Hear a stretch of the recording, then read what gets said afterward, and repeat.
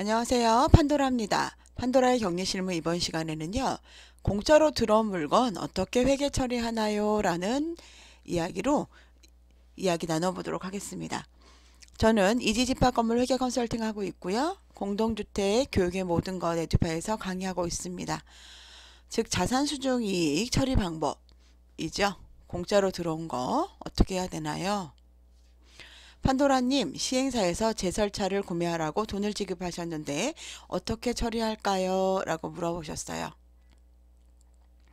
자, 지원금을 받는 시점에서 회계 처리 방법은 한 3개 정도로 보시면 될 것 같은데요. 그냥 가수금으로 처리하는 방법, 두 번째로는 잡수입으로 처리하는 방법, 세 번째로는 자산수중이익이라는 관리의 수입, 잡수입이죠. 이렇게 처리하는 방법, 이 3가지 정도로 보시면 될 것 같습니다. 가수금으로 처리하는 방법은요. 여러분들 예금대 돈이 들어오는 시점에서 그 시행사에서 돈을 준 거죠. 예금대 가수금. 차량을 구입하는 시점에서는 그 가수금 처리해주고 가수금 대 예금 이렇게 잡아줍니다. 대신에 장부는 미기재한대 자산관리대장으로는 차량을 관리하게 된 거죠. 이거는 여러분 왜 이렇게 할까요? 공동주택 회계처리에서는 여러분 공동주택 회계처리에서는 그 물건값에 대해서 물건값을 원가로 기재하도록 되어 있어요. 즉 내가 구매한 값으로 구매한 가격으로 적도록 되어 있죠. 그렇기 때문에 이게 실질적으로는 공짜로 들어왔기 때문에 이 부분에 대해서 가수금으로 처리해 주는 겁니다. 즉 회계상으로는 현금이나 물품 등의 증여받을 시에 우리가 자산수중이익이라는 계정을 사용하잖아요. 근데 이제 시행사에서 보통 주시는 건 피해보상금이나 그 외에 지원금 성격 같은 거죠. 그런 성격이니까 공동주택 회계에서는 이제 반영하지 않는 게 사실은 원칙이긴 해요. 하지만 반영하겠다고 하면 잡수입으로 잡으시고 잡수입 중에서도 회계 처리를 하겠다라고 하시면 자산수중이익을 사용하시면 된다라는 이야기겠죠. 즉 가수금은 어떤 회계 처리를 안 하겠다라는 얘기죠. 자, 두 번째로는 잡수입으로 처리할 건데요. 그 지원금을 받은 시점에서 예금대 잡수입, 차량 지원금 수입 이런 식으로 잡고요. 차량 구입하는 시점에서 잡지출, 차량 지원금 비용대 10대 예금. 이거 역시 장부는 미기재하지만 자산관리대장으로 차량을 관리하는 방식입니다. 자, 세 번째 방식은요. 우리가 예전에 많이 쓰던 자산수중이익으로 처리하는 방법입니다. 자산수중이익으로 처리하는 거는요. 그 회계상으로도 남기고 그 다음 이거를 관리대장상으로도 관리하기 위해서 두 개가 똑같이 똔똔이 되게 하기 위해서 자산수중이익으로 처리를 하죠. 지원금을 받는 시점에서 재금 10대 자산수중이익 관리외 수입이죠. 10. 여러분이 자산수중이익은 물건이나 현금으로 받을 경우에 그러니까 그 주주나 아니면은 다른 분들 있잖아요. 그 외부에서 이렇게 돈을 공짜로 꽁고로 받을 경우에 자산수중이익이라는 계정 과목을 사용합니다. 그럼 차량을 구입하는 시점에서는요, 이제 우리가 물건 산 거잖아요. 그러니까 비품인 차량 운반구 계정 쓰고요. 그 다음에 재금 10, 그리고 한꺼번에 떨어야 되죠, 여러분. 이거는 부과해야 돼요? 부과하지 않아야 돼요? 부과를 안 해야 되잖아요. 그래서 수중자산 감가상각비 10대, 감가상각 2개의 10으로 한꺼번에 그냥 다 떨어버리는 거예요. 근데 여기가 만약에 감가상각 필요한다 그러면 여러분 어떻게 될까요? 감가상각 필요하게 되면 부과를 해야 되겠죠? 그래서 감가상각비라는 비용으로 하지 않고요. 수중자산 감가상각비라는 관리 외의 비용을 기재를 하는 겁니다. 그래서 한꺼번에 떨어서 부과하지 않아요. 수중자산 감가상각비는 부과하지 않습니다. 관리 외 비용이에요. 앞에 것도 관리 외 수익과 관리 외 비용으로 처리하지만 바로 앞에서는 그냥 차량 지원금 수입 때 차량 지원금 비용으로 떨어버린 거고요. 이 뒤에서는 자산수중이익이라는 거를 써서 그 회계상으로 남기겠다 이거죠. 비품으로는 차량 운반구로는 남길 거야 라는 얘기고요. 대신에 수준자산 감가생각비라는 관리 외의 비용으로 해서 한꺼번에 더 떨어버리겠다라는 이야기죠. 이거는 회계에도 기재가 되고요. 자산관리대장에도 차량 기재됩니다. 그래서 회계랑 대장이랑 일치하겠죠. 앞에 거는 회계랑 대장이 일치하지 않겠죠. 자, 그러면 자산수중이익은 뭘까요, 여러분? 회사가 주주 또는 기타의 자로부터 현금이나 기타의 재산을 무상으로 제공받음으로써 생기는 이익이에요. 뭐 채무 변제 이익이 소극적 의미의 증여 이익임에 반하여 자산 수중 이익은 적극적 의미의 증여 이익이다. 세무상 자산 수중 이익은 순자산 증가액으로 입금에 산입하는 것이 원칙이나 세무상 2월 결손금의 보전에 충당한 금액은 입금에 산입하지 아니한다. 법인세법 18, 소득세법 26조 2항이네요. 자, 그런데 그러면은 우리는 100% 자산 수중 이익을 쓰는 게 맞겠네요 라고 했는데 왜 다른 두 가지 방법을 썼을까요? 가수금으로 쓰거나 아니면 잡수입으로 쓰는 방법을 썼어요. 왜 그럴까요? 그 이유는 회계상으로는 현금이나 물품 등을 증여받았을 시 자산 수중 이익이라는 계정을 사용할 수 있어요. 일반적으로는. 근데 그 공동주택에서는 시행사에서 주는 게 아까 말씀드린 대로 피해 보상금, 뭔가 자기들이 피해를 일으켰기 때문에 거기에 대한 보상금이나 지원금, 뭔가 맨 처음에 입주할 때 약속한 금액들 같은 거 있죠. 그런 지원금 등과 비슷한 성격이어서 공동주택 회계에 반영하지 않는 것이 원칙적이긴 해요. 그래서 얘가 들어왔는지 나갔는지 모르게 그냥 가수금으로 잡는 거죠. 들어왔는지 나갔는지 모르는 건 아니지만 남지 않도록 가수금으로 잡습니다. 하지만 뭐 우리 받은 거 확실히 나타내고 싶어. 그러면 잡수입이나 잡지출로. 근데 그거를 우리는 회계상으로 남기고 싶어. 그러면 자산 수중 이익으로 쓰겠다라는 얘기죠. 가능하다라는 얘기인 것 같습니다. 그런데 이게 지금 여기에서는 돈을 받았기 때문에 이렇게 자산 수중 이익을 쓸 수가 있었어요. 근데 만약에 우리가 돈을 받지 않고 물건으로 받았어요. 제설차로 물건으로 받았단 말이에요. 그럴 경우는 어떻게 할까요?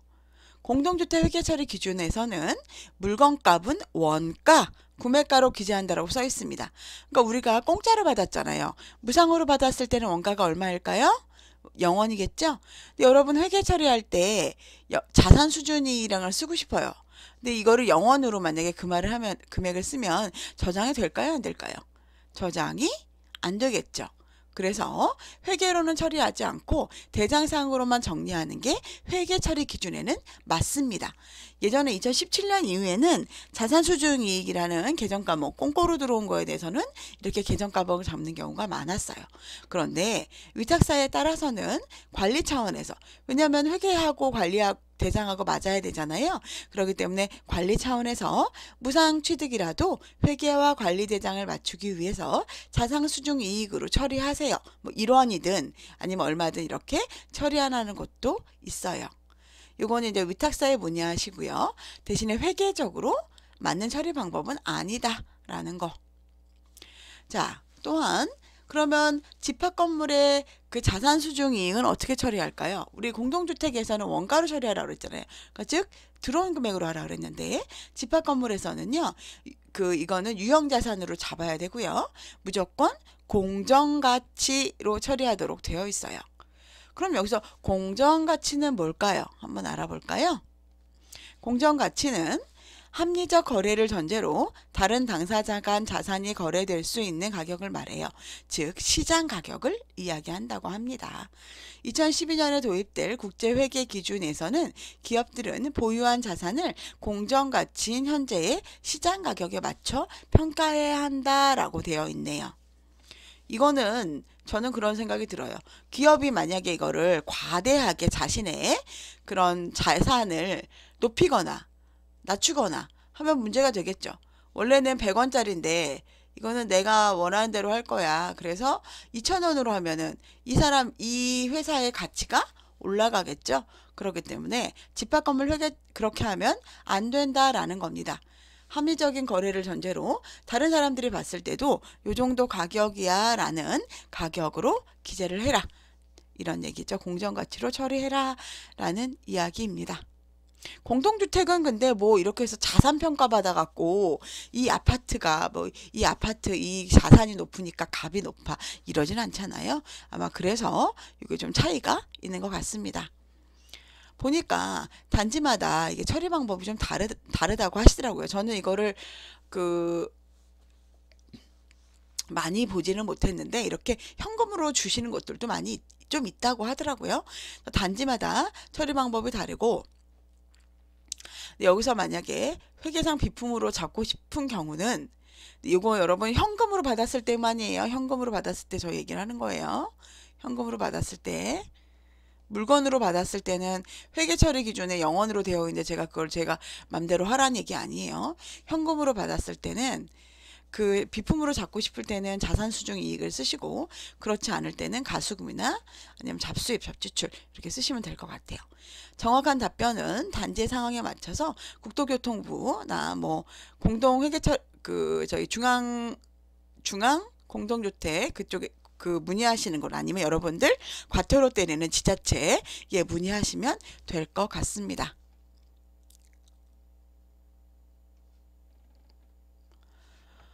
전체적으로 한번 정리를 해드리면은요.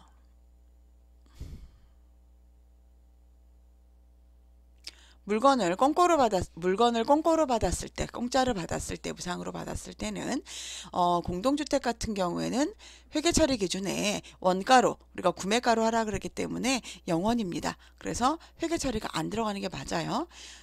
그리고 근데 이거는 현금으로 받았기 때문에 회계 처리를 하는 방법을 한 3가지 정도로 공동주택에서는 가능하면 이런 그 시행사 같은 데서 주는 것들 아니면 보상금 같은 형태에 대해서 시행사에서 주는 거는 이렇게 보장성 뭔가 좀 보상으로 주거나 이런 경우들이 있어서 회계 처리 안 하는 경우가 있는데 그럴 때는 그냥 가수금으로 받아서 가수금으로 처리하는 경우 그래서 장부에는 미기재하지만 자산관리대장에는 차량으로 처리해야 된다. 두 번째, 관리후에 수입으로 잡아서 관리후에 비용으로 떠는 방법. 차량지원금 수입 때 차량지원금 비용으로 처리할 수 있다.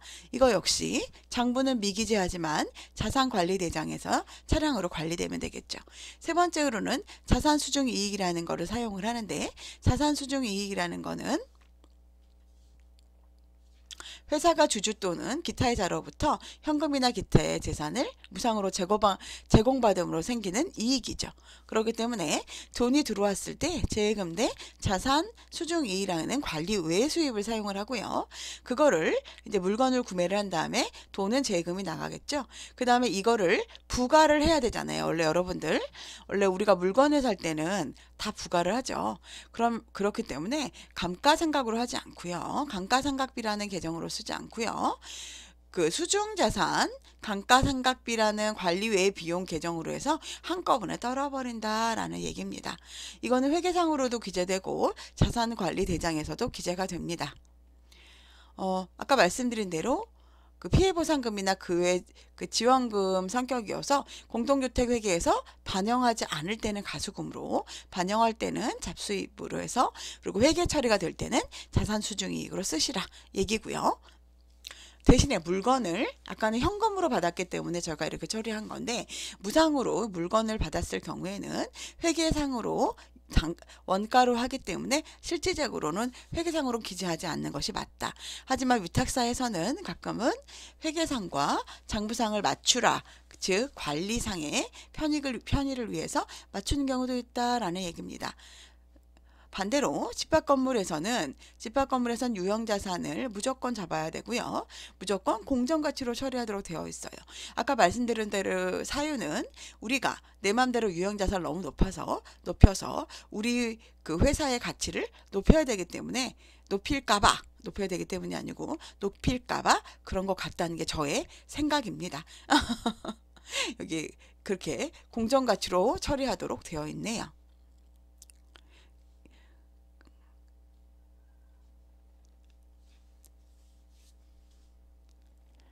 저는 그 판도라 격리 실무 찍고 있고요. 업무 대행, 회계 대행, 회계 점검하고 있고요. 회계 분리, 교육 업무, 회계 조언하고 있습니다.